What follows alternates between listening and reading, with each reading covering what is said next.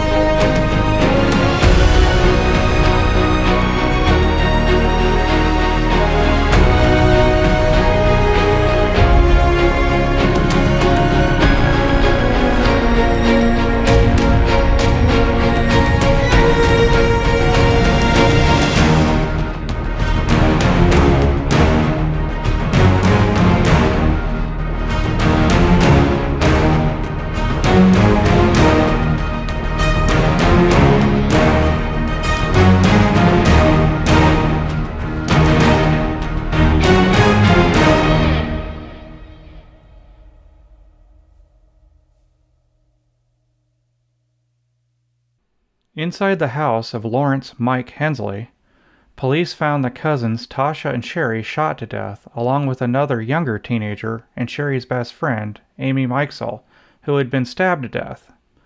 Amy's body had been concealed in the basement and had not been found until some 5 hours later. Sherry had lived across the street from the Hensleys.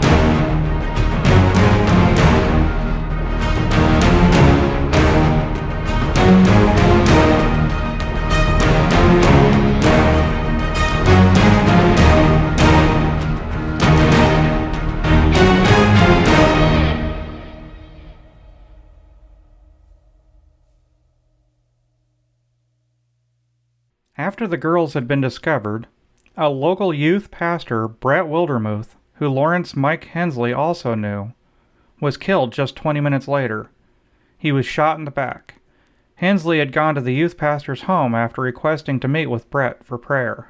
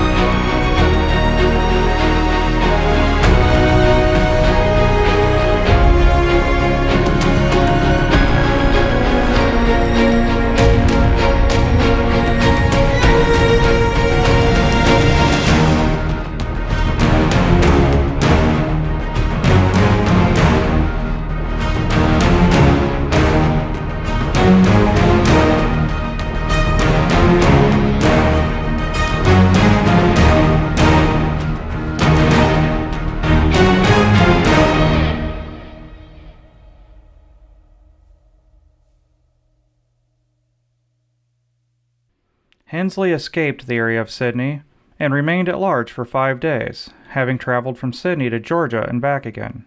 Sidney residents were encouraged to stay indoors while police searched for the 5'11", 185-pound man who was heavily armed and knew martial arts and was considered armed and extremely dangerous.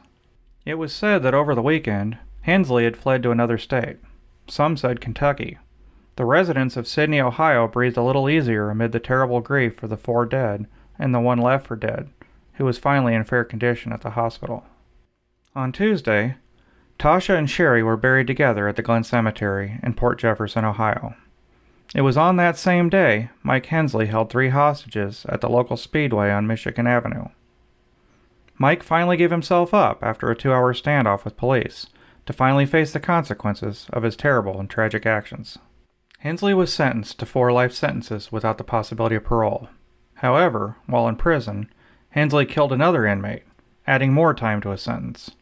After serving just 15 years behind bars, Hensley killed himself by hanging on June 21st, 2015. Hug your teens. Keep them close as long as you can. Tasha, Sherry, Amy, and Brett were all too young to die, especially in such a tragic and senseless way.